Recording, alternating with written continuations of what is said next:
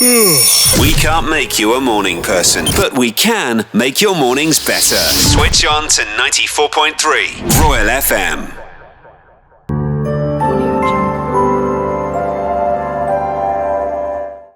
8 big questions for a bigger conversation.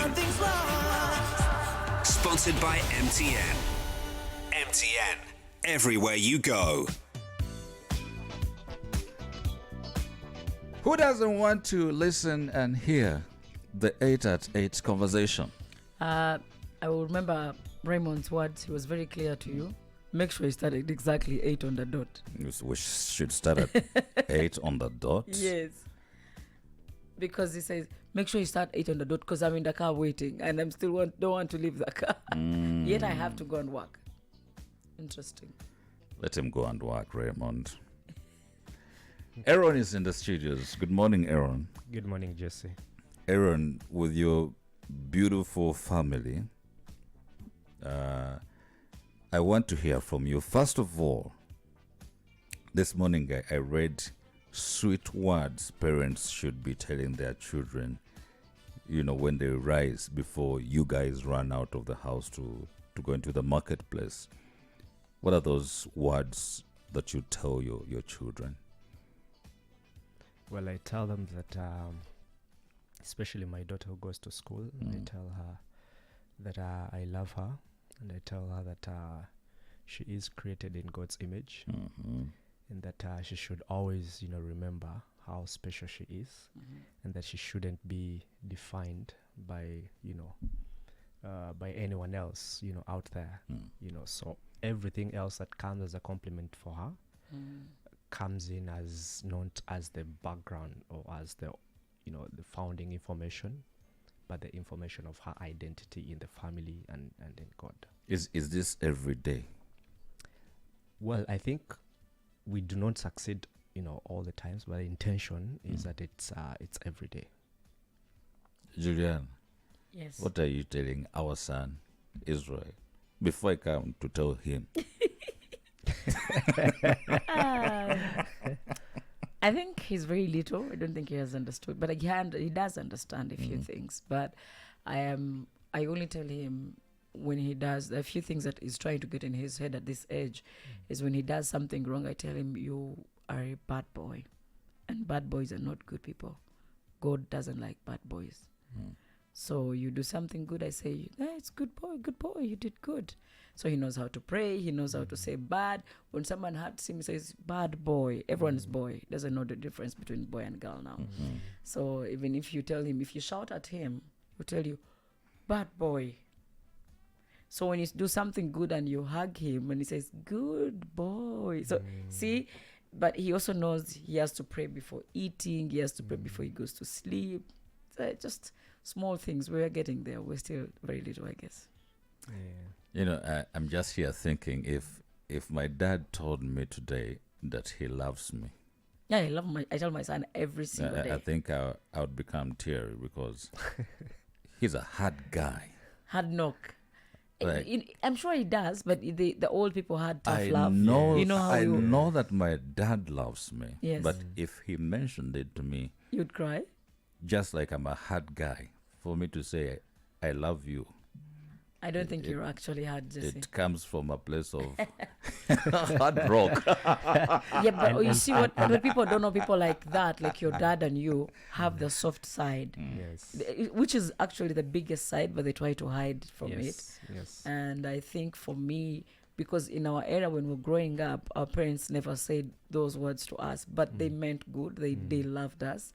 That's how they nurtured us. Yes. However, me, I tell my son every single day, I love you, and he says, love you. Like he says the same thing.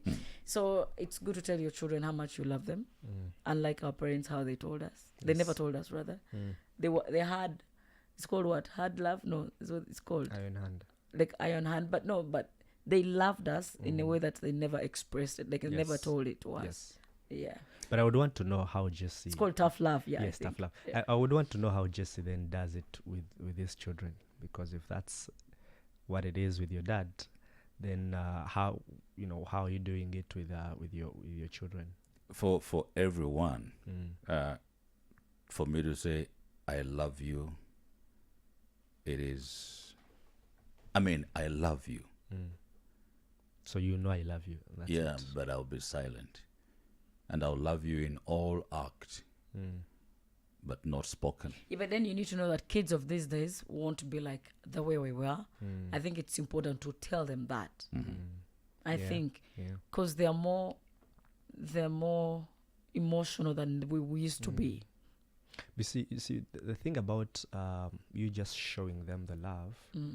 So you might sometimes I think what you might show someone, as your interpretation of "I love you," might be misinterpreted, and maybe for them they might not see it directly, as you expect it. Maybe there is a way you used to relate with your dad, and once he does, so he does.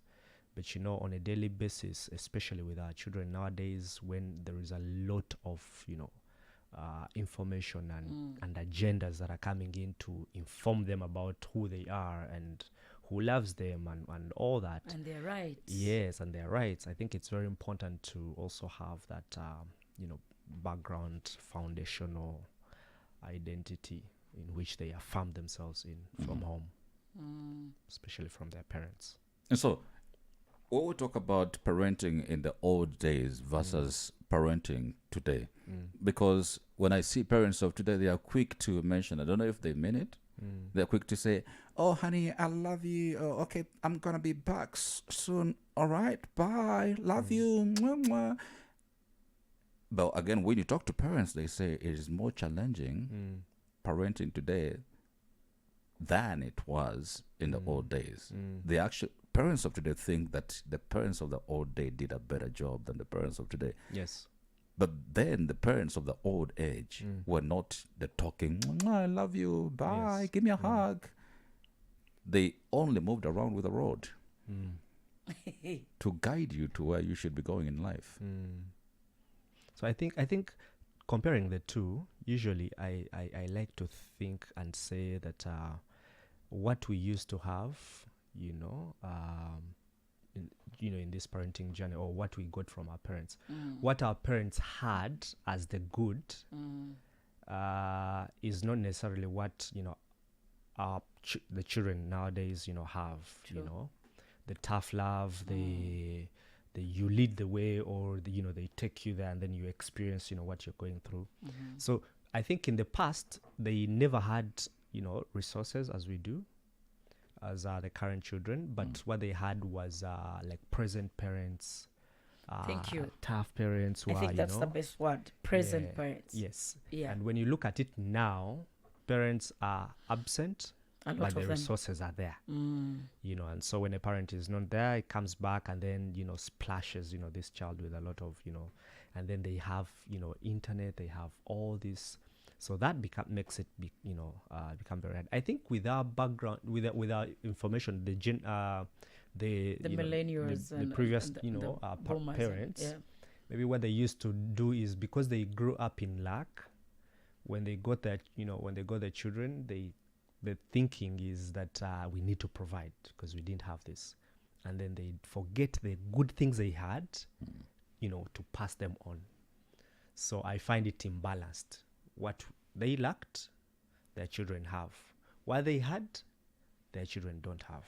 But also, do you think kids parenting these days are kind of it's losing value compared to where it was in terms of, like you just said, our children are missing out on the values we were taught while growing up, Yes. because we are thinking the internet and the cartoons will nurture them.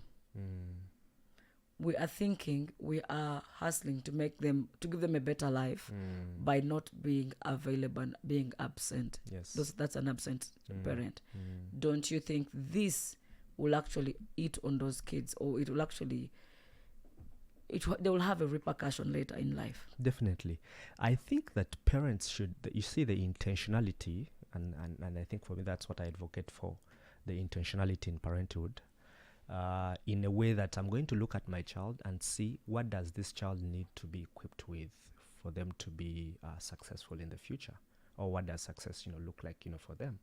So I'll look at the financial literacy, I'll look at the morals, I'll look at the values, and then I'll set, in books that advocate for or that talk about successful, parenthood. They talk about designing a family vision, and mission, and core values. And then you devise means of how you're going to, teach these kids, those values, because if they have certain things and they lack certain other things, then it's going to, haunt them. Wait a minute, Aaron.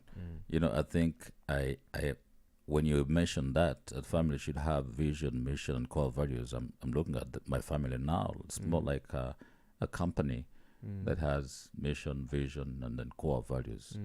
Families have these things written down and painted somewhere on the wall. Like, this is our mission as a family. This is our vision. These are our core values, and then they pass them on to the children and from generation to generation. Do these things really happen? I also think those things used to happen in our era, just because they were not written on walls and hanged in living rooms or corridors. But families had values. They had, like, they were called family rules. Like, you knew at home, this we don't do, this we do. The traditions were there. But I think because the world has evolved a lot, we probably need to print them and make them sound fancy, like he said, values, core values. He's making them sound fancy, but that's the truth. They were there even. Or sound academic. Yeah. So in the book 7 Habits of Highly Effective Families, the man Steve Covey starts by saying that when a man comes, when a husband and a wife are starting, the family, there is an understanding of I as the husband, I know that there is something which I want, for this family, and I come from a certain family, background. So my wife also has a certain way that she thinks, the family should be.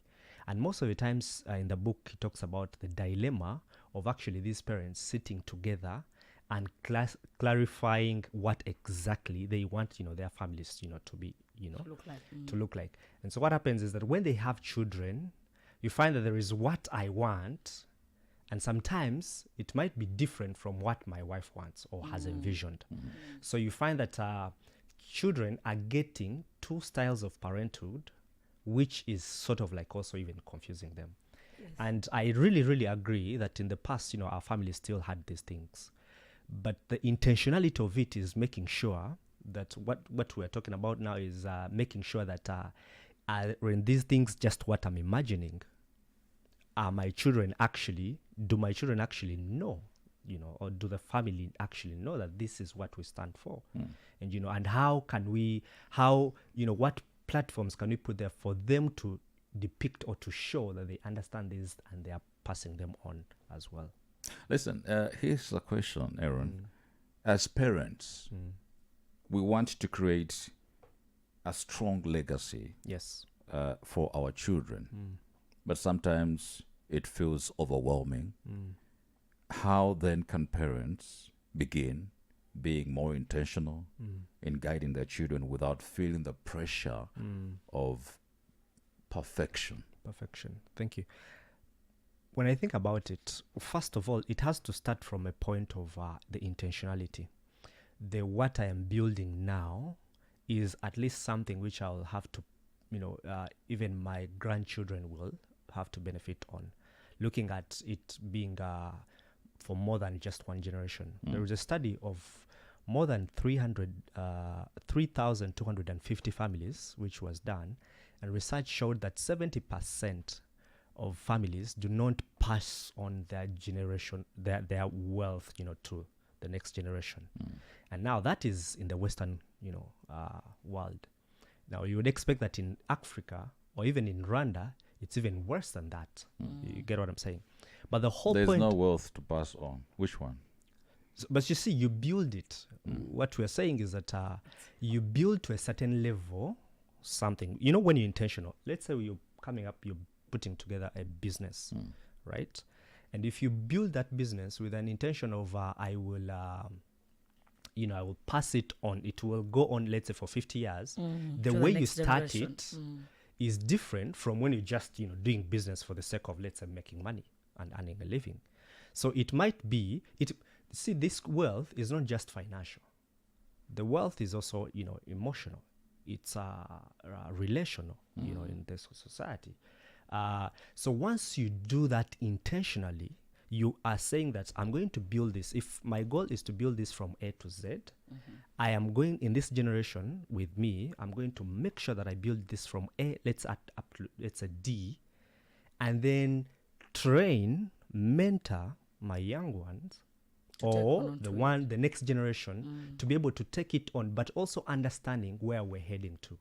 And so when they come in, also you put in flexibility of, it can be refined, it can be, worked on, but at least there is an intentionality of we're building this to, more than 3-4, generations. You know what is too sad, and as you speak, I was just meditating on it, is what our parents are doing and what we're doing as parents is going to the bank, pick loans, have mortgages, live funny lifestyles, catch diseases, die, and then leave our families to pick on the loans or to even lose the property, and them having nothing. We basically have no plans whatsoever. I have so many fights with our family members, and leave families torn apart, because we do not know what you did where, and so leave the children struggling, with helpless, really.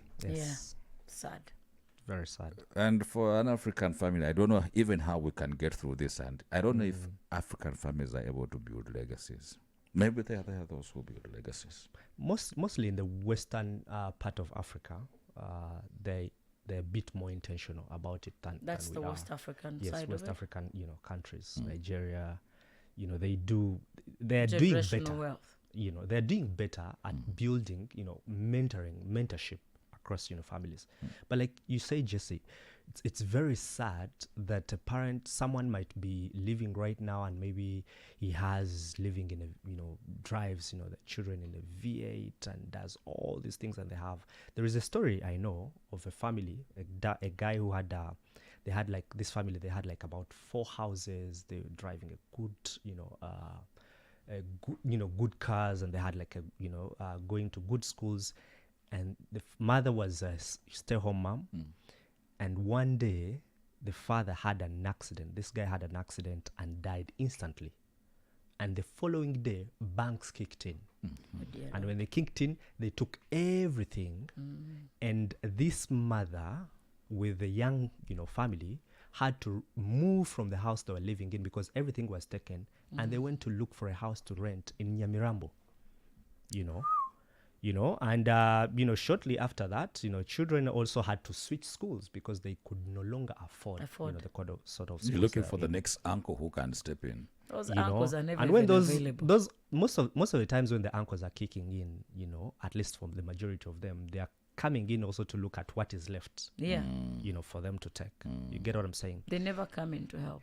Yeah, and that's why really, really we're advocating for families to think about their legacy and the foundations they are, setting to what they are going, to go. I might not be even able to, let's say, be able to build a home for my family, right?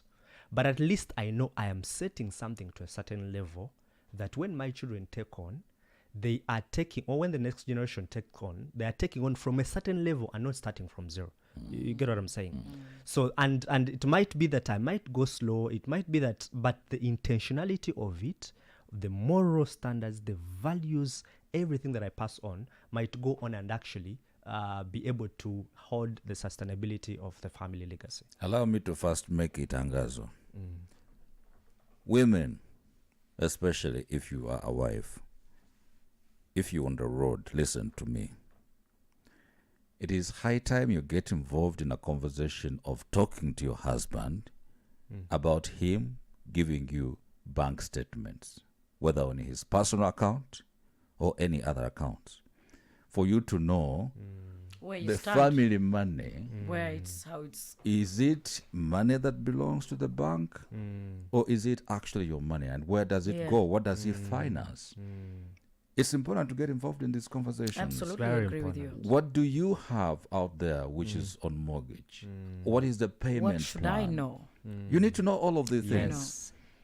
Instead of waking up one day in the absence of your husband And everything is gone.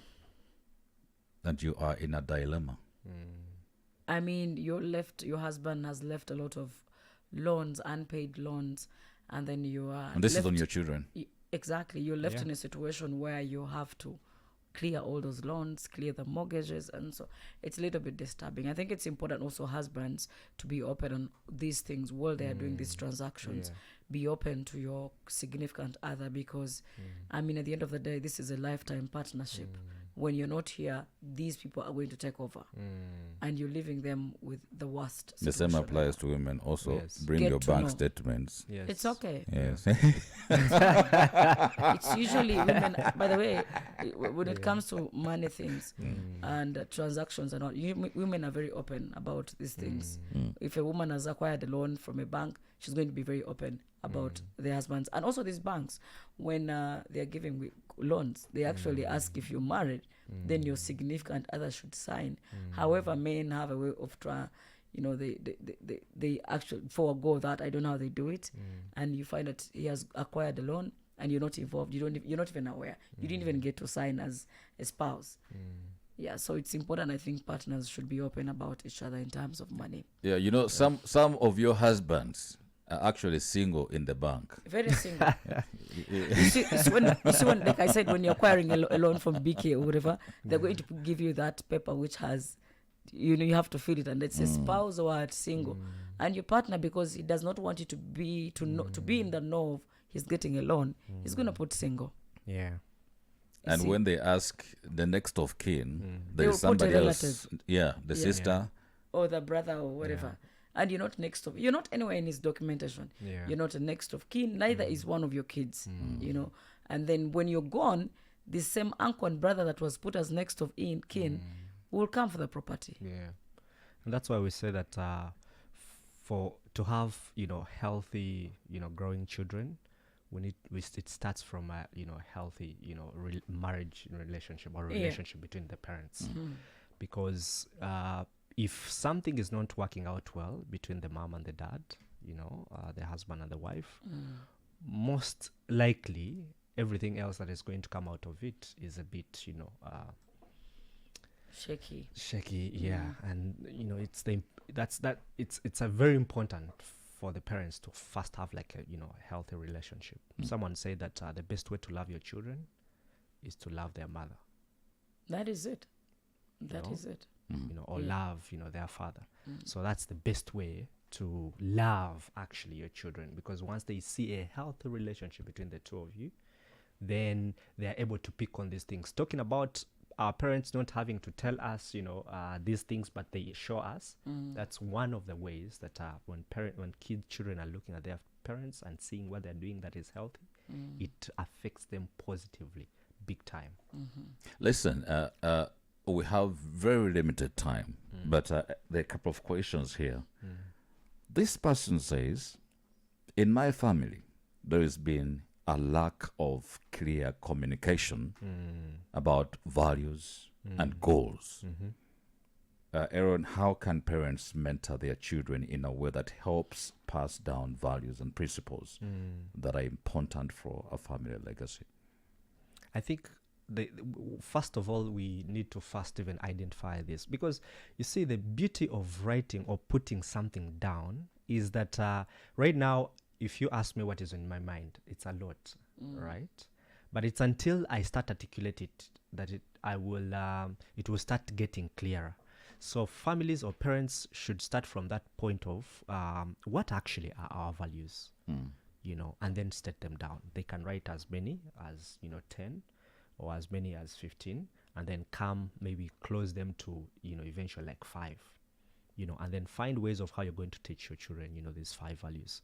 And the beauty of writing them down is that then you start finding ways of how you're going to teach them to your children from quite a young age. A 5-year-old has a way that they're going to understand certain concepts, so you have to find ways of how you bring them down to their levels. And then it's also very important for families to create traditions, in the home. Could be like you have like a picnic, let's say, annually. It could be that you have, let's say, some families have traditions where they share dinner together. It's a must. So as you're sharing dinner, you're catching up on how your day was, and maybe you're trying also to put in, to share some of these, important, information, to the family. Once a month, let's say movie night or games, bonding ways, but with the intention again of the reason as to why we're doing this as parents is to see that we communicate these values. Do they know them? So, and different other ways that one can think of along the way. Here's I think this should be okay. Says, I feel like my parents did not focus on building a legacy. And now that I am a parent, I want to change that. How can I start breaking the old patterns and creating a new positive family legacy for my children? I think identify those, old patterns which you don't want in your family, but also identify also those patterns which you want, because solely there is always something good that we learn from our families, So identify what you want to keep and identify what you don't want to keep. And so if you don't want to keep them, if you have a young family, if you've just started your family, then it's very good for you to start, as soon as, it can. But again, I still emphasize on the intentionality of where are we heading? What am I building, and where do I want it to head to? And then just like, these, top, organizations, they all have clear visions of where they're heading to. And the family is also like an institution. So you state that, and then you find ways of how you're going to be teaching them, to your children along the way. With your, with your spouse, start with your spouse when you understand them, then teach them, gradually. There's a last question here before we break off. My children seem more influenced by social media and their peers than by my family values. And I think this is common for so many families, right? Everyone is driven around by what's on social media. Dad, please, I think you're living in the old age. There's a parent who told me that their daughter did ask them, Dad, when were you born? And the parent responded, I said, I was born in the 80s. 60s or 80s. No, the 80s. And so the child said, so you guys were in the age of the apes. Can you imagine?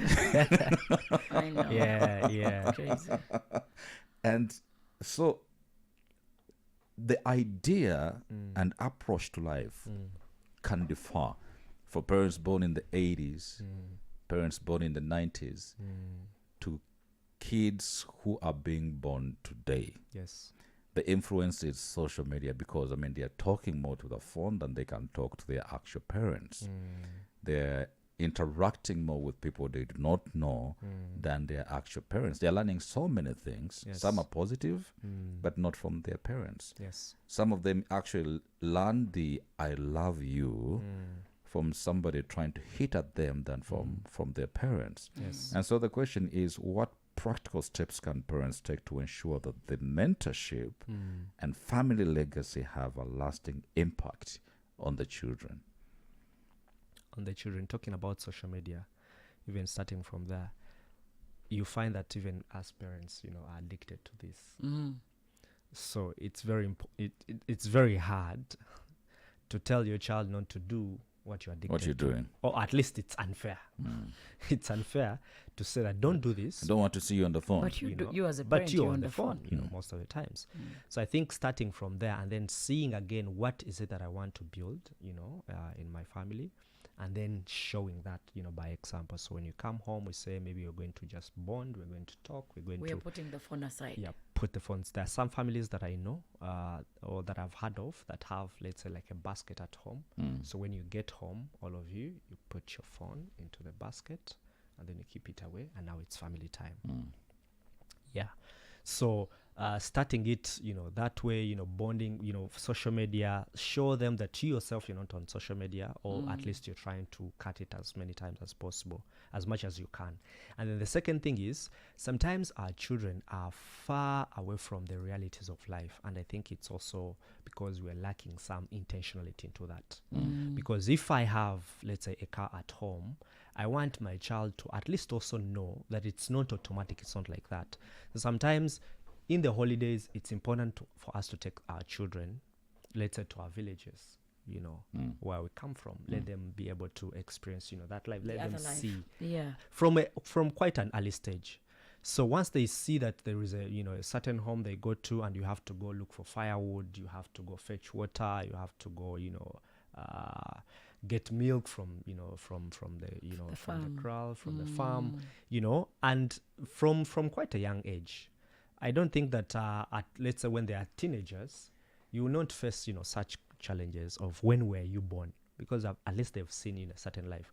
And also in successful families, one of the things that they do is they do philanthropy as a family, for the children to be able to see those others who are vulnerable, and what the value of the family, trying to think about, the family, other families or other people, and passing them on that.